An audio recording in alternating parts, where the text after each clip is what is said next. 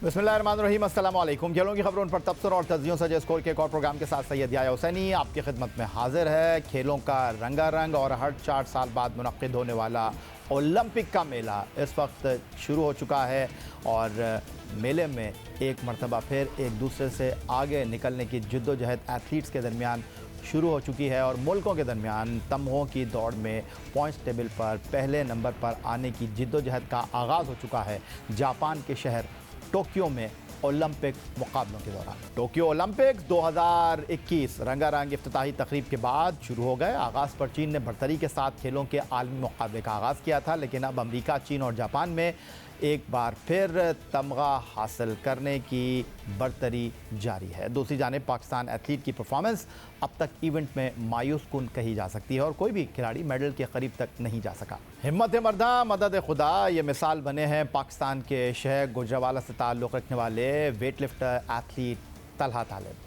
ना मुस्तकिल मुलाजमत, ना ही इस खेल की बुनियादी सहूलतें और ना बाकायदा तौर पर इस खेल की कोचिंग मिली, लेकिन तलहा तालिब ने हिम्मत नहीं हारी। वो ओलंपिक्स के लिए बराह रास्त क्वालिफाई तो ना कर सके थे, लेकिन उनकी मुख्तलिफ इवेंट्स में बेहतरीन कारकर्दगी और परफॉर्मेंस को मद्देनज़र रखते हुए ओलंपिक कमेटी ने उन्हें इन्विटेशन कोटे पर खेलों के आलमी मुकाबले में दावत दे डाली। इसी हौसले के साथ वेट लिफ्टर तलहा तालिब ने टोक्यो का सफ़र किया और पाकिस्तानियों के दिल भी जीत लिए। टोक्यो ओलंपिक्स में पाकिस्तान के वेट लिफ्टर तलहा तालिब भी मेडल के हुसूल में नाकाम रहे, लेकिन उनकी परफॉर्मेंस ने पाकिस्तानियों को उनका मद्दाह बना दिया। इतवार को वेट लिफ्टिंग के 67 किलोग्राम कैटेगरी में तलहा तालिब ने 5वीं पोजीशन हासिल की। वो सिर्फ 2 किलोग्राम के फ़र्क से मेडल से महरूम रह गए। स्नैच में तलहा तालिब ने 147, 144 और 150 किलोग्राम वज़न उठाकर शानदार कारकर्दगी का मुजाहरा किया और इस मरहले के अख्ताम पर वो दूसरी पोजीशन पर रहे। जर्क में तलहा तालिब पहली मरतबा 166 किलोग्राम वज़न उठाने में सुरखरू ना हो सके, लेकिन दूसरी बारी में वो ये वज़न उठाने में भी कामयाब रहे। तीसरी मरतबा भी वो 170 किलोग्राम वज़न उठाकर मेडल की दौड़ में शामिल हैं, लेकिन उनके साथ हिस्सा लेने वाले वेट लिफ्टर जिनका ताल्लुक़ चीन, कोलंबिया, इटली और कोरिया से था, वो पाकिस्तानी वेट लिफ्टर से ज़्यादा वज़न उठाकर आगे निकल गए और तलहा तालिब की मेडल जीतने की उम्मीद भी ख़त्म हो गई। इसी मुकाबले में चीन ने 67 किलोग्राम कैटेगरी में नया ओलंपिक रिकॉर्ड बनाया और चीन के चिन लियोन ने 332 किलोग्राम वजन उठाकर गोल्ड मेडल जीत लिया। लेकिन बेहतरीन कारकर्दगी पर हर सतह पर तलहा तालिब की कारकर्दगी को सराहा जा रहा है। तलहा तालिब ने एशियाई चैंपियनशिप में स्नैच में 148 के रिकॉर्ड को बेहतर बनाते हुए 150 कर लिया, जबकि क्लीन एंड जर्क में 167 के रिकॉर्ड को बेहतर बनाते हुए 170 केजी कर लिया। क्लीन एंड जर्क में तलहा तालिब ने 320 किलोग्राम वज़न उठाकर 5वें पोजीशन पर कब्जा जमाया। टोक्यो ओलंपिक्स में तलहा तालिब की शानदार कारकर्दगी पर जापान में पाकिस्तान के सफ़ी इम्तियाज़ अहमद ने लेटर ऑफ एप्रिसिएशन उनके लिए पेश किया। मिलते हैं ब्रेक के बाद।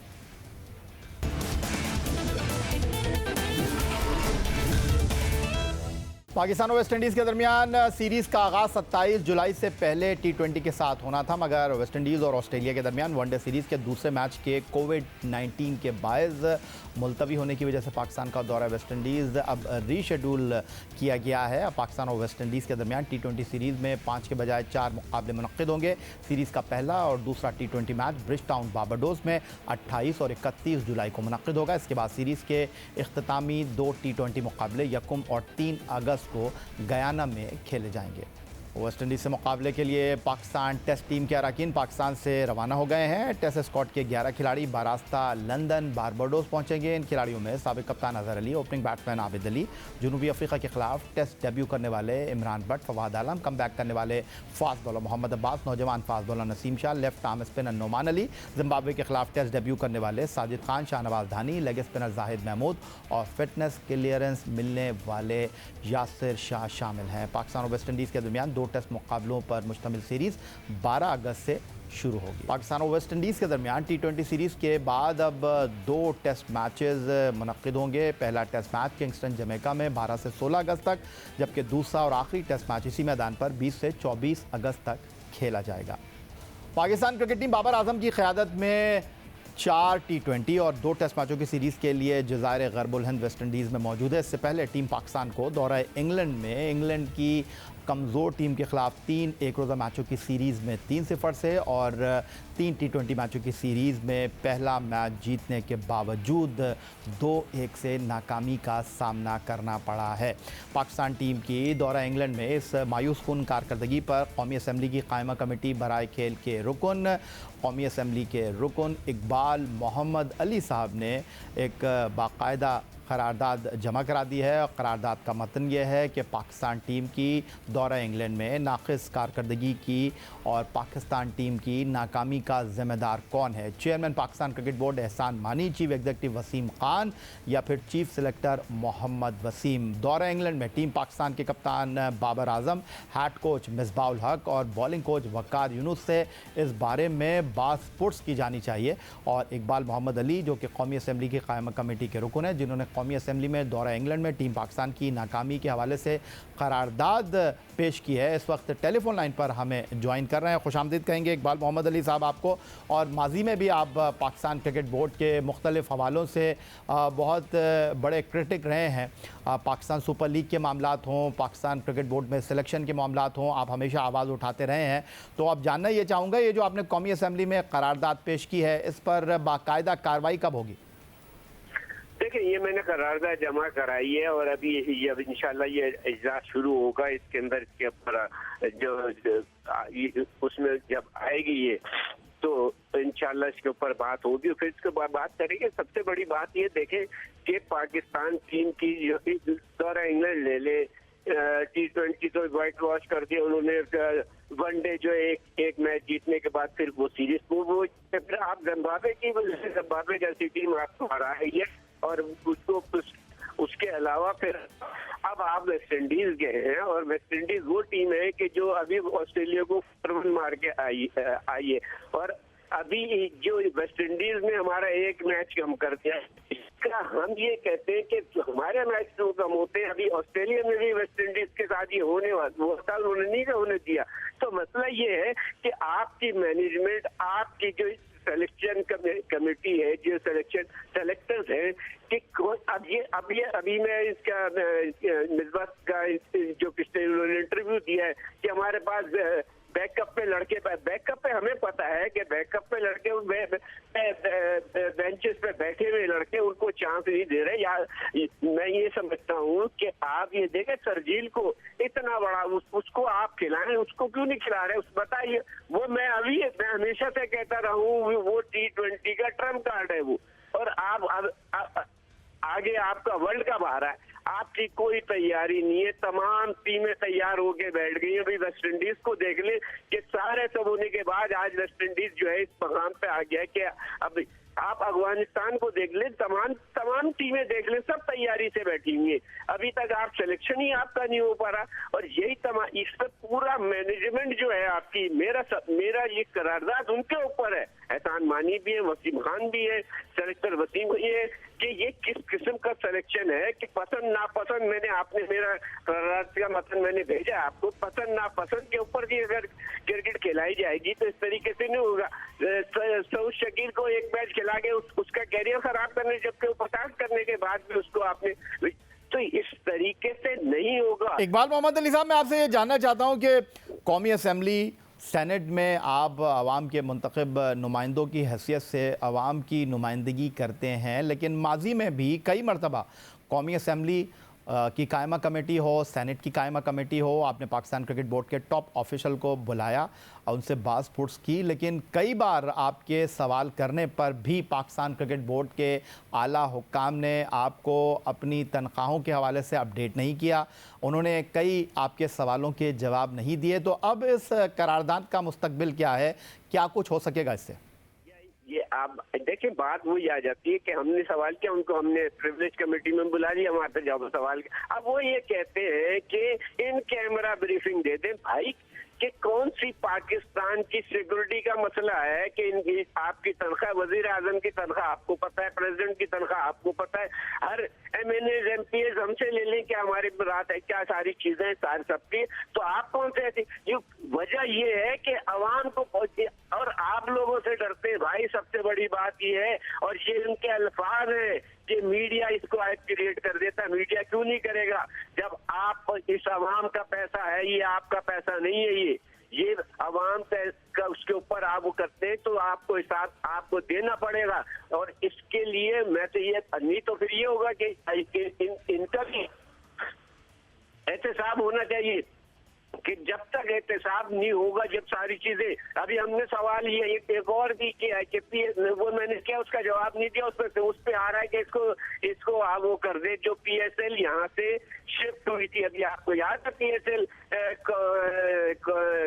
कोविड की वजह से, तो वो हमने पूछा है कि इसके ऊपर कोविड के किस वजह से ये शिफ्ट किया गया और उसकी वजूहत क्या थी, SOP की फॉलो क्यों नहीं किया गया। तमाम SOP को एक मेंबर होने के बाद आपने एक तो होने के बाद आपको तो उसके ऊपर SOP के ऊपर आपको बाकायदा से पहले से पूरा चेकआउट करना चाहिए था कि हम इतना बड़ा PSL कराने चाह रहे हैं कि किस, और आप ये तमाम मीडिया वालों को भी पता है कि फॉलो ही नहीं किया गया। प्लेयर तो डिनरों पे जा रहे थे, कहीं बाहर जा रहे थे, तो ये तो बोर्ड की नाकामी थी ना। तो इसको करने के लिए डॉक्टर क्या नाम है उनको कुर्बानी का बकरा बना के उनको अलग कर दिया। हम वो रिपोर्ट भी मांग रहे हैं जिसके ऊपर मैंने वो उसके ऊपर भी कहा है, उसके ऊपर भी अभी ये हो जाता है कि नेक्स्ट उसमें आ जाएगा, नेक्स्ट उसमें आ जाएगा।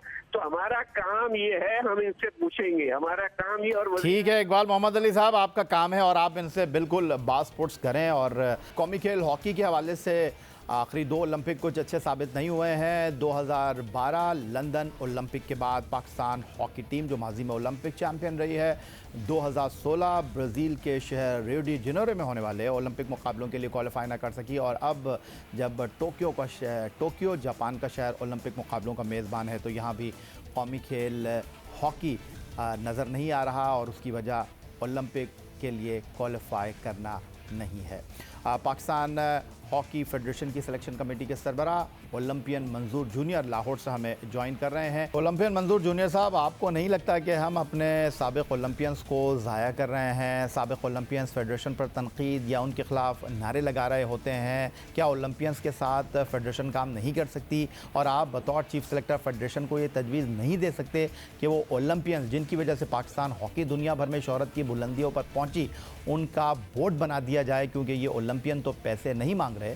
समीउल्लाह साहब हैं, हनीफ खान साहब हैं, ये तो फेडरेशन को मुफ्त में आकर मशवरे दे सकते हैं। क्या फेडरेशन ये काम नहीं कर सकती, या सिर्फ कोच बनाकर, चीफ सेलेक्टर बनाकर या मैनेजर बनाकर ही ओलंपियन को खुश किया जा सकता है? ये भाई बड़ी ज़बरदस्त बात की आपने, ये बड़ी ज़बरदस्त सजेशन है। आप इसको अगर दूसरे लफ्ज़ों में लेके आएँ तो मैं कहता हूँ कि ये एक बहुत बड़ा थिंक टैंक बनता है। आप इन अगर एक टिप भी ले, अगर एक लड़का एक टिप भी ले ले, उसको बना ले। मैं अपना कैरियर बताता हूँ कि मुझे मीर लतीफ़ साहब मरहूम पुराने जो खिलाड़ी थे, उन्होंने एक मुझे टिप दी थी, मैं उसी टिप को लेके चला तो आज अल्लाह ताला का करम यह है कि दुनिया मुझे मानती है कि आप एक अच्छे राइटर हैं।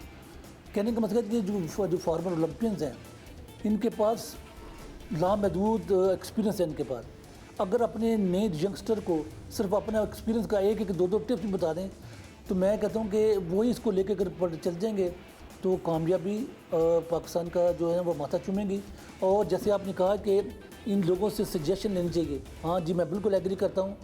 ये एक सिलसिला होना चाहिए, मैं महीने में 1-2 दफ़ा कराची में हो जाए, इस्लामाबाद में हो जाए, लाहौर में हो जाए, जहाँ भी जाएँ, जहाँ कोई बड़ा टूर्नामेंट हो रहा है वहाँ पे वहाँ के जो लोग हैं उनको कहें जी आप आए, उनके साथ गेट टूगेदर करें, उनको इज़्ज़त दें, उनको बुलाएँ प्यार मोहब्बत से। मेरा नहीं ख्याल कि जब आप उनको इज़्ज़त देंगे तो इंशाल्लाह ताला वो आपको वो रिस्पॉन्ड देंगे जो आपकी रिक्वायरमेंट है, आपकी डिज़ायर है।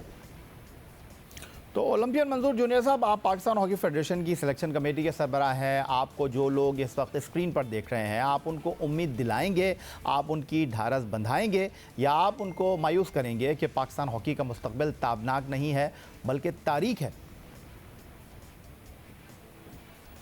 जैया भाई, मैं बेसिकली स्पोर्ट्स मैन हूँ। मैंने तो कभी भी नाउमीदी जो है ना अपने ज़हन में कभी रखी नहीं है, और परवरदिगार का करम है, जो मेरे ज़हन में होता है अल्लाह ताला उसको पूरा करता है।